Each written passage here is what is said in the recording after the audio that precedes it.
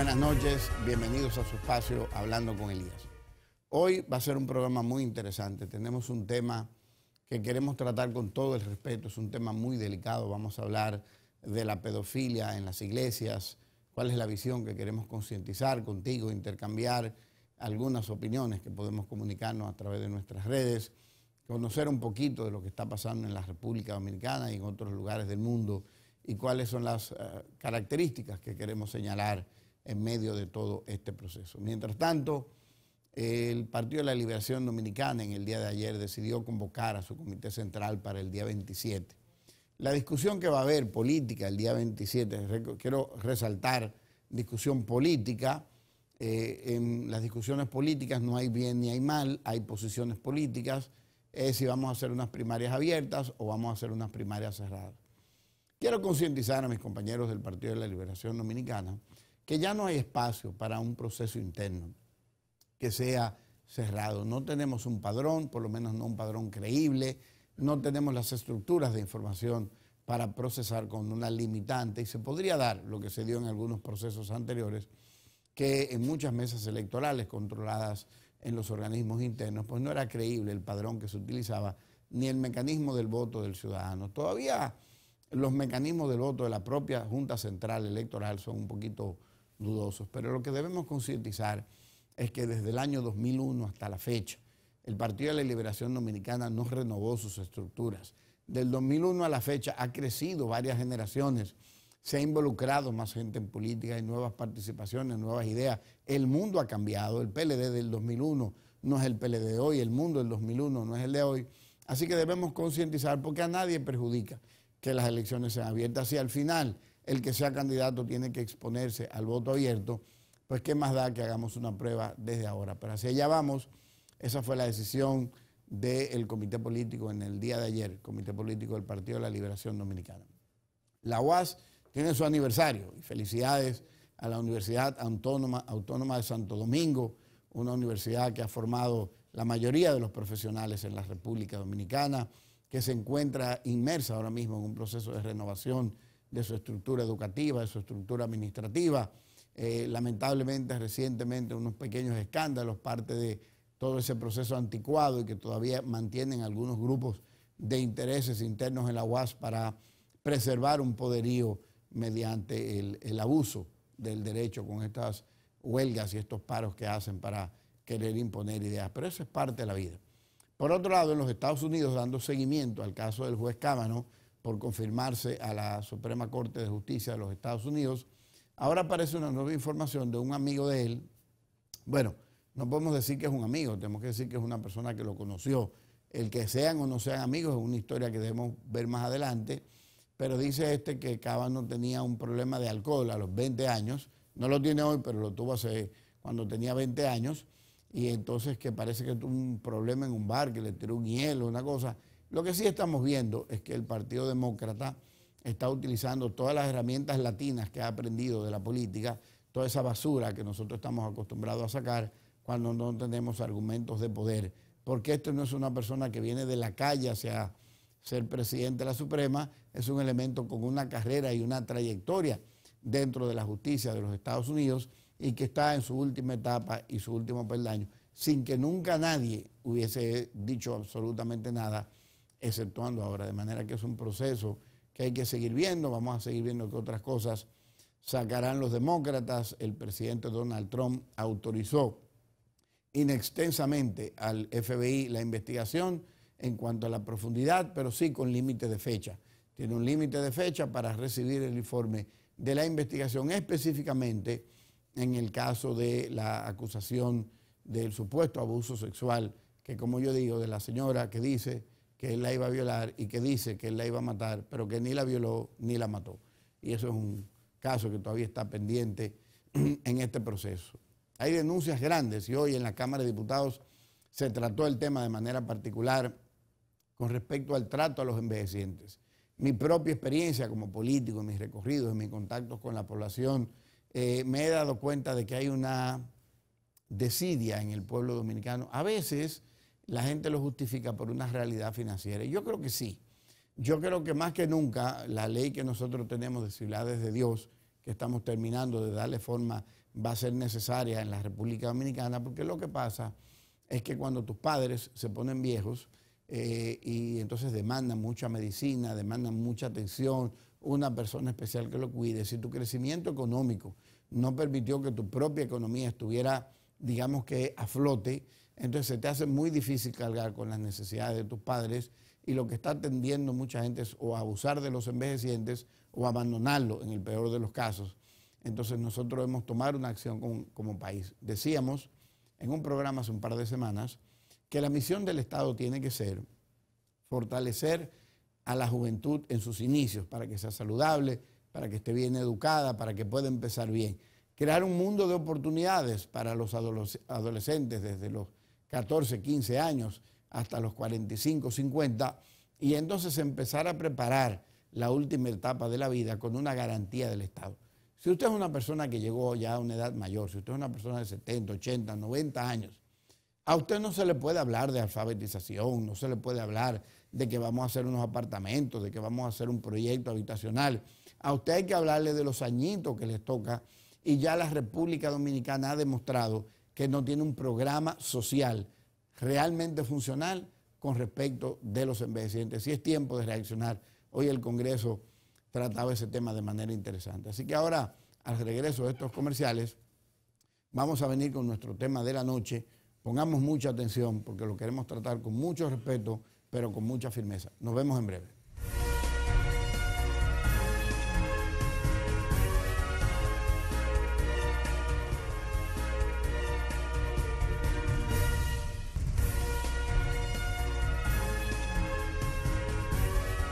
El periódico Listín Diario en el día de hoy tiene en su portada pedofilia de pastores del demonio. Míralo aquí. Pedofilia de pastores del demonio. Dice, llevo las marcas de la violación de un cura. Al ver esto, nosotros preferimos tocar el tema en el día de hoy, porque esto no puede seguir pasando por alto.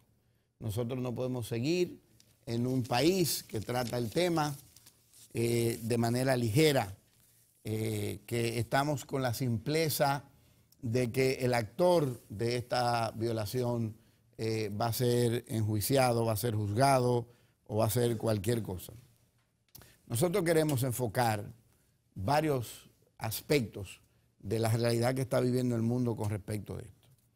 El primero es que estamos hablando de un tema de la agresión a la fe, porque el ejecutor de la violencia sexual, del abuso con los menores, de la pedofilia, ha tenido por divinidad, por designación o por que lo eligió ser, o como me contaba un amigo ahorita en los camerinos, que me decía que un dominicano se le ocurrió montar una iglesia, arrancó a hablar y a cobrar diezmo. También hay de ese tipo de sinvergüenzas en la vida hay de todo. Pero en el caso que me quiero referir es a lo que realmente han ejercido o ejercen el tema de pastores o de curas en las iglesias. Por alguna razón, ha sido mi experiencia, yo soy una persona cristiana, devoto y dedicado, que he tenido siempre la crítica de encontrar a los pastores, a los curas, hablando mucho de política, y en esos momentos nunca mencionan a Dios. Los escucho criticar la reelección, los escucho criticar las inseguridades del país, pero me pongo a escudriñar el texto y en ningún momento refieren al poder de la oración. Entonces siento que con el tiempo, como pasa en todo, los matrimonios se cansan si no hay un ejercicio de cultivo y de crecimiento, los partidos cansan a los pueblos si no hay novedades en el crecimiento del ejercicio político y del bienestar ciudadano, los amigos se cansan de hacer lo mismo con otros amigos, uno se cansa hasta de jugar dominó, que es una cosa que a los dominicanos nos gusta mucho. Hay que ver hasta dónde haya la necesidad de un proceso de revisión de esa profesión que demanda tanto de sí mismo, que es ser pastor o ser cura. Más en el de ser cura que en el de pastor, porque el pastor se puede casar. De manera que puede suplir digamos que las necesidades físicas del ser humano sin necesidad de una tentación fuera del celibato que tiene el cura.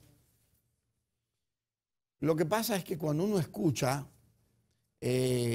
posiciones políticas, posiciones económicas por parte de los ensotanados o los pastores, y uno no escucha, estamos orando, estamos rezando, le estamos pidiendo a Dios una solución, sino que uno escucha que sale desde el corazón del ser que utiliza la posición del púlpito en cualquiera de las iglesias para comunicar un mensaje que está cargado de pasión personal.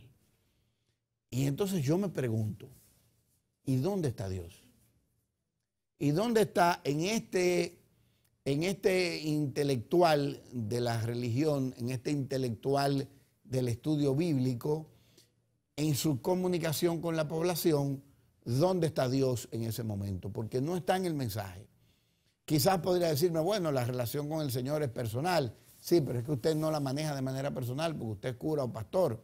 Usted es una persona que dirige una iglesia y entonces usted habla y por eso nosotros vemos que a veces aquí aparece un cura a favor de la reelección, después aparece uno en contra, otro a favor, otro en contra. Entonces, ninguno de ellos apela a la voluntad de Dios. Al no apelar a la voluntad de Dios, me dice a mí que esta gente se han ido alejando de la creencia, que probablemente en su juventud, cuando empezaron a involucrarse, entonces tenían un nivel de fe, pero los trayectos de la vida, los tropezones, las circunstancias de su realidad, lo van convirtiendo en más humano que en creyente, porque el creyente que tiene una fe real se transporta fuera de sí y sustituye su creencia por la voluntad de Dios. Y yo, sin embargo, establezco de manera muy personal y con mucho respeto la existencia de una distancia que termina entonces en la carne. Y cuando termina en la carne, se dan temas como lo que estamos tratando en la noche de hoy. Que para empezarnos a concientizar más, yo quiero que miremos un video que hemos preparado para ustedes y regresamos comentando este tema. Nuevos casos de escándalo sexual en el seno de la Iglesia Católica desatan una gran polémica. El Papa Francisco rompe el silencio sobre las acusaciones de abuso de más de 300 curas en Pensilvania, Estados Unidos, a unos 1000 niños. En una carta inusualmente contundente dirigida a los 1.200 millones de fieles del mundo, el pontífice reconoce que la Santa Sede no actuó a tiempo y desatendió a las víctimas. Con vergüenza y arrepentimiento como comunidad eclesial asumimos que no supimos estar donde teníamos que estar, que no actuamos a tiempo reconociendo la magnitud y la gravedad del daño que se estaba causando en tantas vidas. Hemos descuidado y abandonado a los pequeños. El texto llega a raíz de un informe del Gran Jurado de Pensilvania que detalla abusos a los menores durante 7 décadas. El reporte también saca a la luz que desde al menos 1963 el Vaticano conocía algunos de esos casos y que se mostró tolerante. Una maquinaria de encubrimiento que siguió activa hasta 2015, cuando el Papa Francisco estaba al frente de la máxima institución del catolicismo y se habían prometido reformas contra los abusos. Creo que lo que está haciendo la Iglesia, los sacerdotes y los obispos, especialmente en Estados Unidos, es totalmente malo. Necesitan hacer algo para detenerlo. No sé qué, pero necesitan hacer algo. Nadie lo está deteniendo. Deberían pararlo. La revelación llevó incluso a algunas de las víctimas a narrar la triste situación por la que tuvieron que atravesar. Me fue bien en la escuela, me gradué, conseguí un buen trabajo. Por fuera todo parecía realmente bueno, pero por dentro me estaba cayendo a pedazos. Todo eso, ya sabes, cuando miras hacia atrás, ahora recuerdo que estaba llena de vergüenza y culpa. La carta de Francisco se publica en momentos en que la Iglesia afronta una crisis por una serie de escándalos por abusos también en Irlanda, Chile y Australia. Asociaciones de víctimas en todo el mundo exigen que el Papa argentino pase de las palabras de condena y la creación de comisiones sobre el problema a los hechos, con una política más fuerte que prevenga los abusos y garantice que se haga justicia. Bueno, vimos cuál es la posición del Papa sobre este tema. El problema es que el Vaticano es como una nación y entonces me preocupa que estas comisiones se conviertan en lo mismo que se convierten en nuestros países, que investigan, y en la larga, en el tiempo, cuando ya el aburrimiento y el cansancio de la gente llega al final, entonces sacan un culpable y pareciera que fue lo único que pasó. Ya de por sí vemos que la noticia subdivide lo que está pasando en Estados Unidos del resto del mundo, cuando no es así. Lo hemos tenido aquí en República Dominicana. Una de mis inquietudes que empecé hoy a hablar con nuestros asesores legislativos es cómo la relación gobierno del Vaticano con gobierno de República Dominicana permite encubrir, porque estos pontífices, estos curas, estos obispos o monseñores, de repente tienen una categoría diplomática y en esa categoría diplomática se escudan para irse a sus países y entonces como quedar encubiertos de lo que hicieron. Entonces nosotros vamos a tener que hacer una revisión como país con eso, porque lo que hace la Iglesia Católica y las iglesias es promover la palabra de Dios. Tienen que ajustarse a las leyes de los países para fines de este tipo de maltrato. Yo creo que debemos elevar la categoría de la pedofilia, del abuso a menores, a una categoría más fuerte que no pueda ser impedida ni limitada por una condición diplomática. ¿Qué es lo que tenemos que entender, mis queridos amigos? Que esta acción, y yo quiero que tratemos mentalmente de visualizar la entrada a tu iglesia, seas católico, seas cristiano, seas pentecostés, sea lo que tú quieras. Te estás entrando a tu iglesia. Quiere decir que existió en ti una necesidad de buscar de Dios para entrar a ese lugar a alimentar el vacío que había en tu corazón, seas menor, seas mayor o hayas sido llevado por tus padres. Cuando uno entra a ese lugar, y yo quiero que mantengamos la visualización, uno entró a un lugar que se entiende tiene la protección de Dios.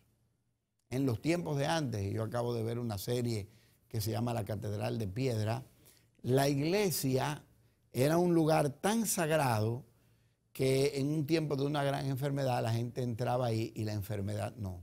Es una película, pero por decirte.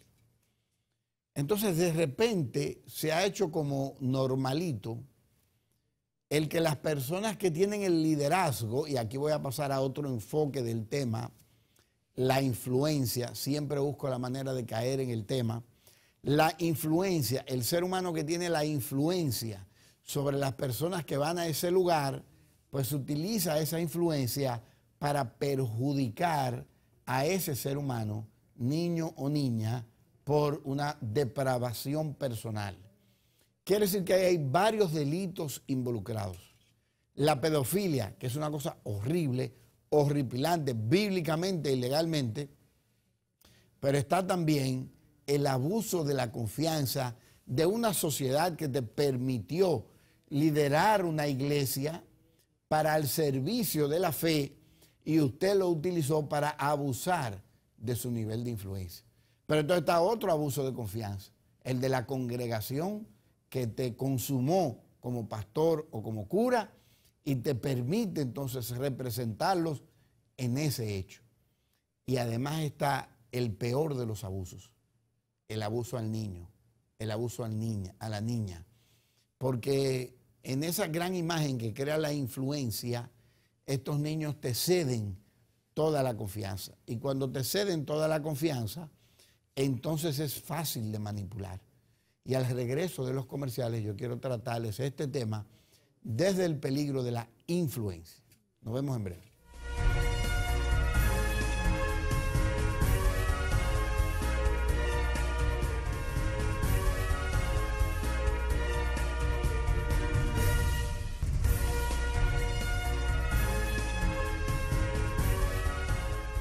Como les había dicho, venía ahora con el tema desde la influencia. ¿Qué es la influencia? Es la capacidad que tiene un ser humano por su posición, por su poder de palabra o por su actitud de hacer que otros hagan lo que ellos quieren.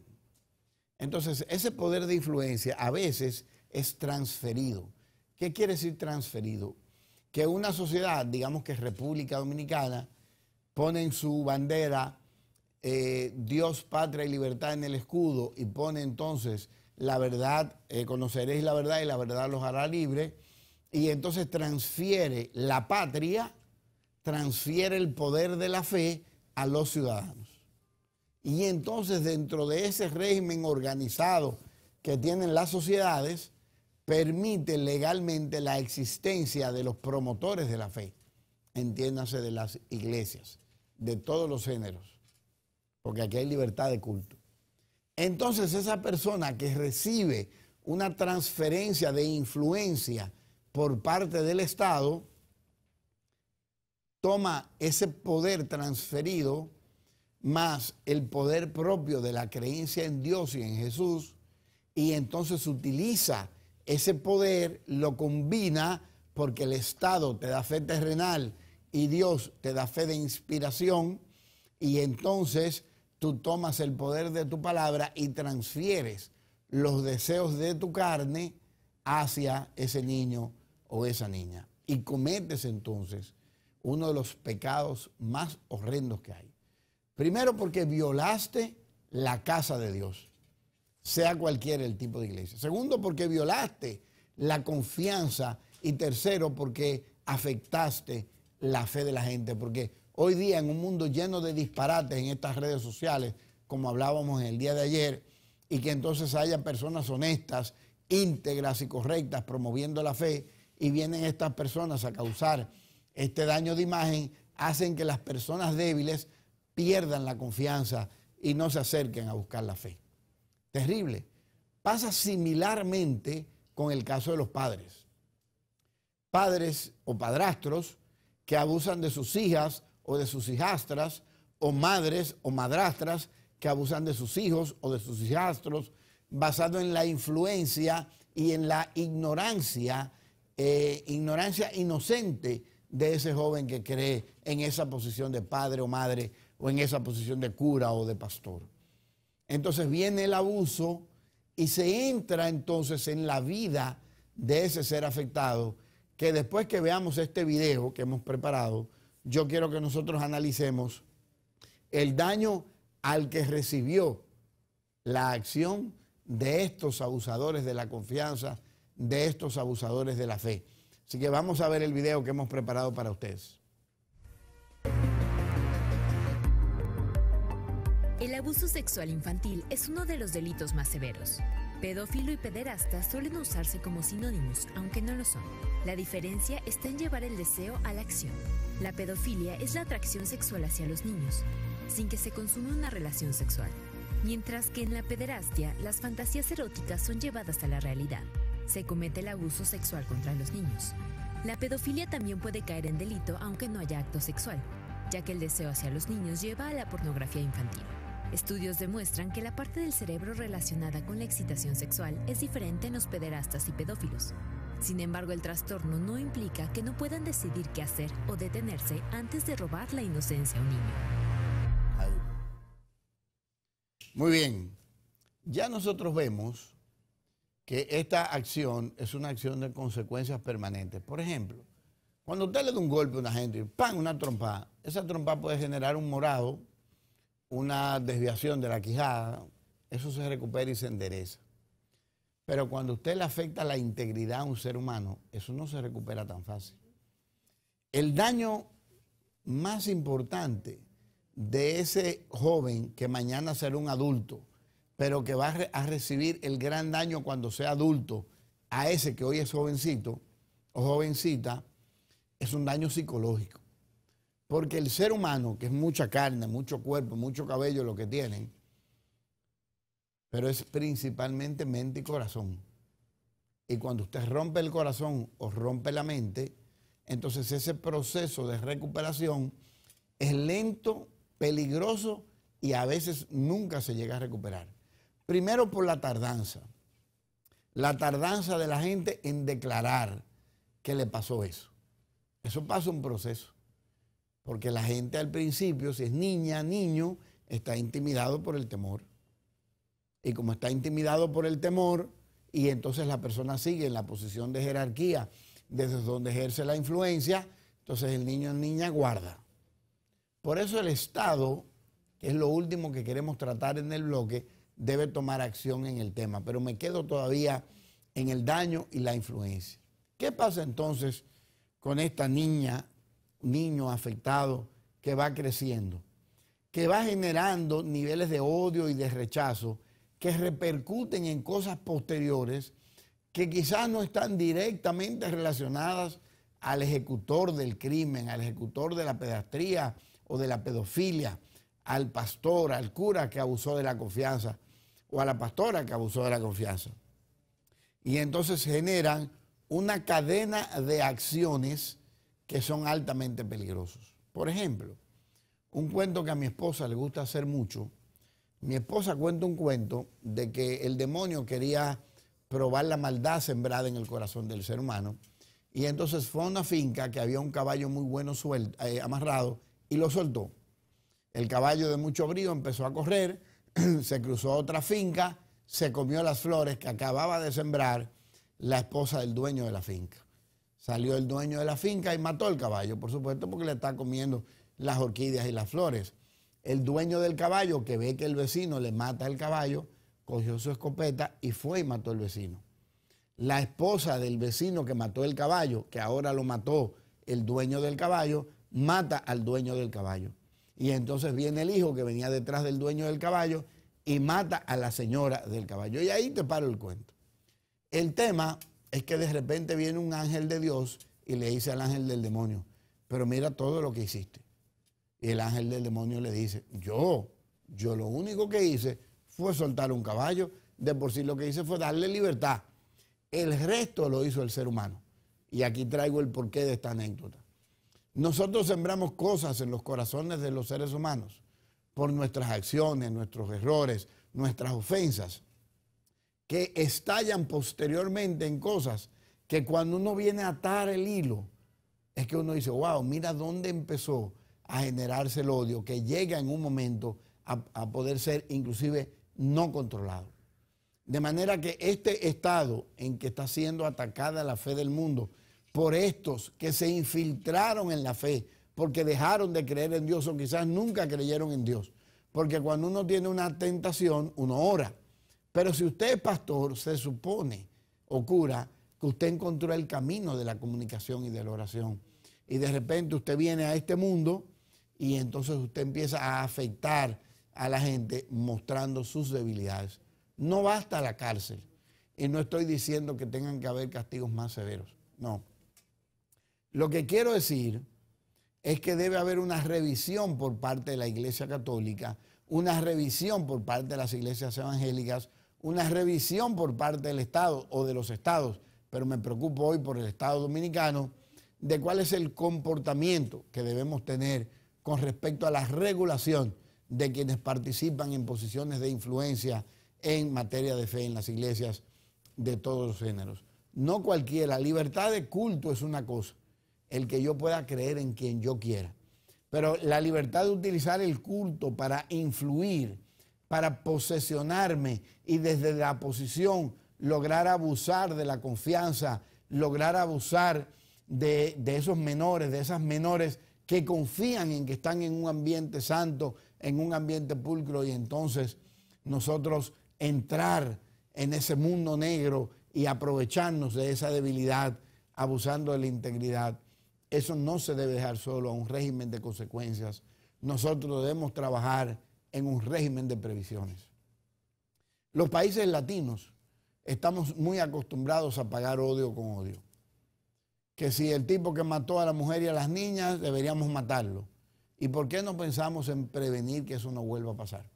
Además de los castigos de los ejecutores del crimen, nosotros tenemos que ver cuáles son los mecanismos de previsión que pueden haber. En el caso específico, este paso que da el Papa puede ser interesante si en vez de buscar solo régimen de consecuencias, empieza a deletrear regímenes de previsión.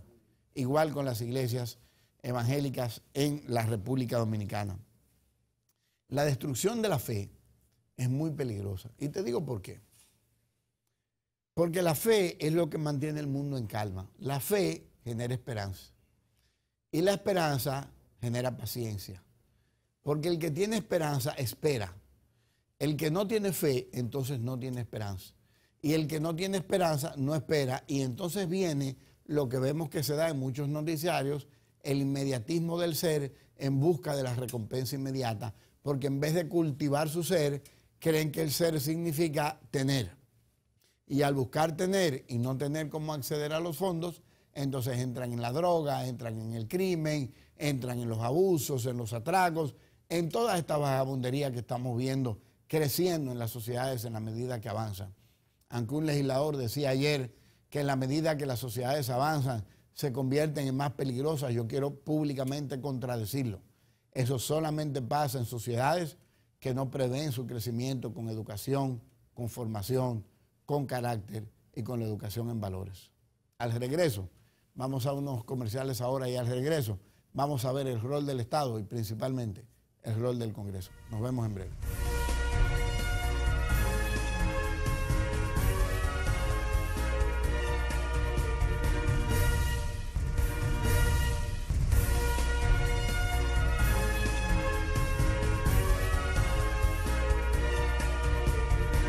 Aquí estamos.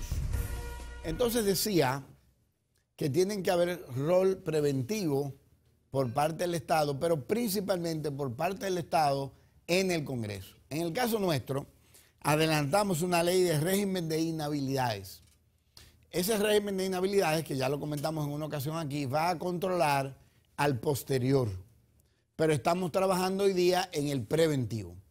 El Congreso debe producir leyes a la República Dominicana que sean preventivas de esta acción. Por ejemplo, si el Estado cooperara en el rol preventivo, la inteligencia del Estado debe llegar a todos esos ambientes.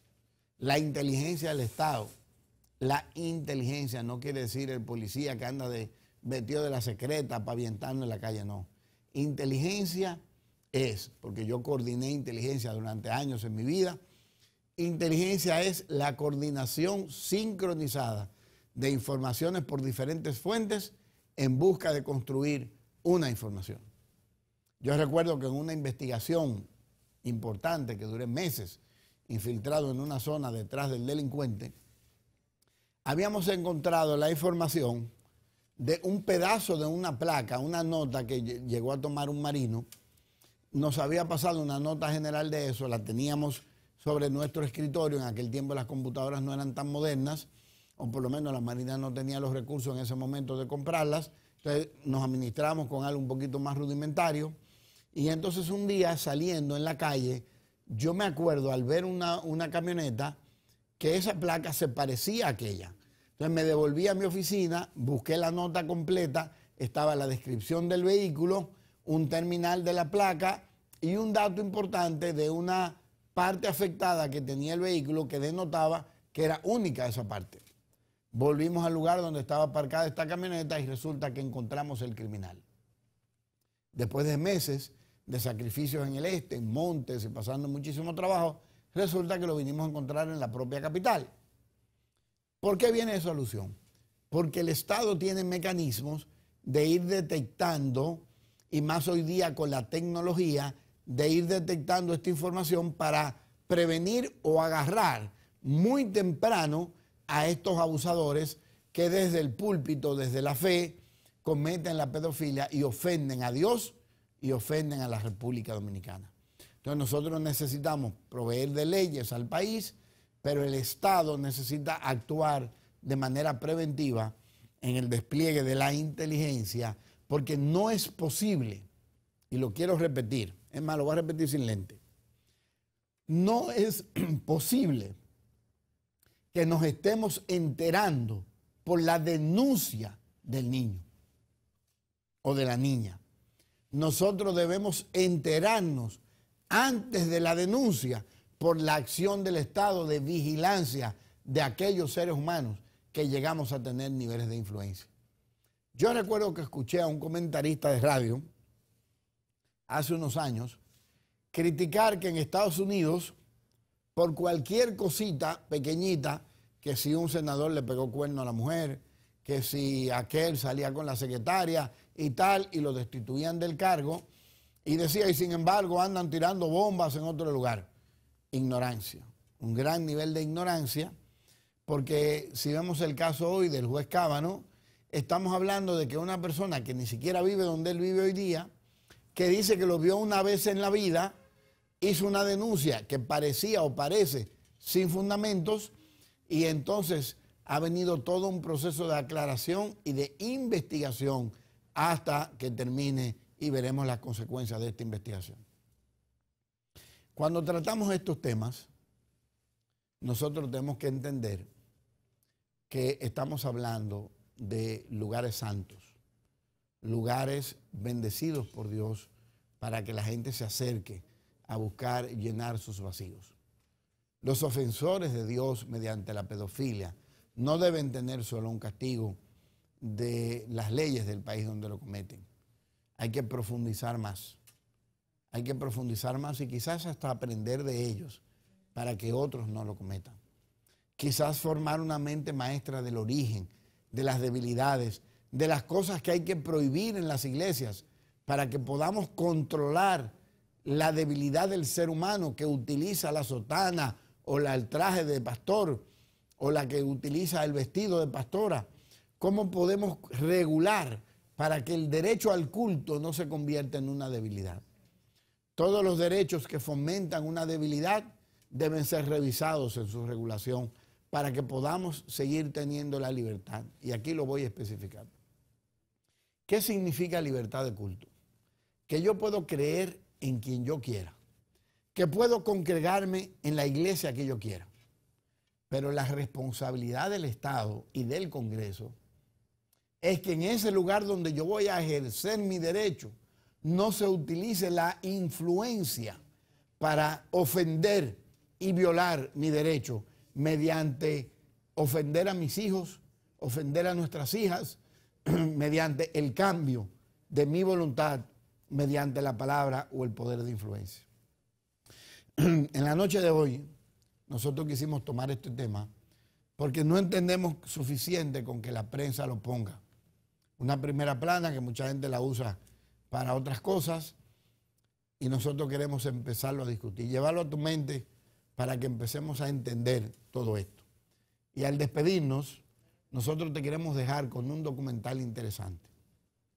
Un video interesante que te va a dejar el final de nuestra propuesta de la noche de hoy y prometerte que vamos a seguir en el Congreso produciendo los cambios necesarios para tener una mejor República Dominicana. Buenas noches, que Dios los bendiga. Nos vemos mañana en otra entrega con ustedes. Ambosador, matar y lerile.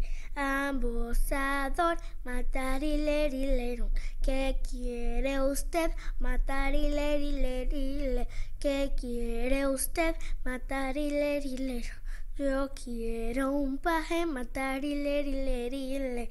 Yo quiero. Me hacía propuestas también. Eso fue fluyendo a partir de los 8 años. Incluso hasta el sol de hoy, él todavía lo sigue haciendo. Ella lo que decía, como que era yo la que me lo insinuaba.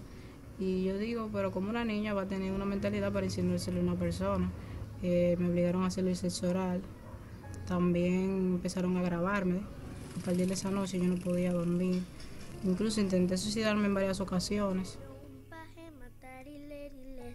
¿Qué paje quiere usted? Matar y lerilero. Comprame una libra de arroz. ¿Qué paje quiere usted?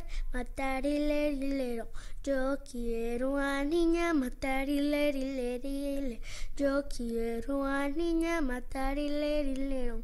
¿Qué nombre le Tengo más de 20 años trabajando con ella, trabajando con la niñez desvalida y de alto riesgo. Hemos tenido casos en los cuales un niño de 3 años, este fue el que más me impactó. Debido al abuso, este niño quedó mudo.